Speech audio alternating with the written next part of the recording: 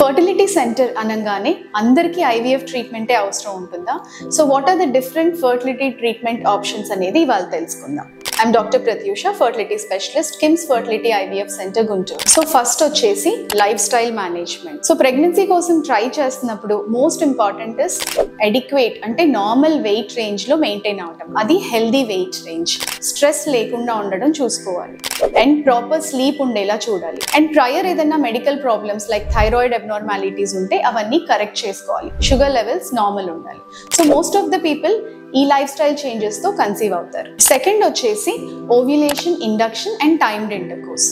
Mild PCOS ఉన్నప్పుడు, semen analysis normal ఉన్నప్పుడు, tubes patent గా ఉన్నప్పుడు జస్ట్ మెడిసిన్ ద్వారా ఎగ్ గ్రో అవ్వడానికి, ఎగ్ రిలీజ్ అయ్యే టైంలో ఇంటర్కోర్స్ అవ్వమని చెప్తాం. The third option is ovulation induction with IUI, అంటే ఇంట్రాయూట్రైన్ ఇన్సెమినేషన్. ఎప్పుడైతే అన్ఎక్స్ప్లెయిన్డ్ ఇన్ఫర్టిలిటీ అంటే రీజన్ తెలియట్లేదు, ఆర్ మైల్డ్ మేల్ ఫ్యాక్టర్, కొంచెం మొటిలిటీ తక్కువ ఉంది ఆర్ కొంచెం కౌంట్ తక్కువ ఉంది అన్న వాళ్ళలో, లేదా సెక్షువల్ డిస్ఫంక్షన్ ఉన్న వాళ్ళలో, ఆర్ మైల్డ్ ఎండోమెట్రియోసిస్ కేసెస్ లో ఇంట్రాయూట్రైన్ ఇన్సెమినేషన్ చేయొచ్చు.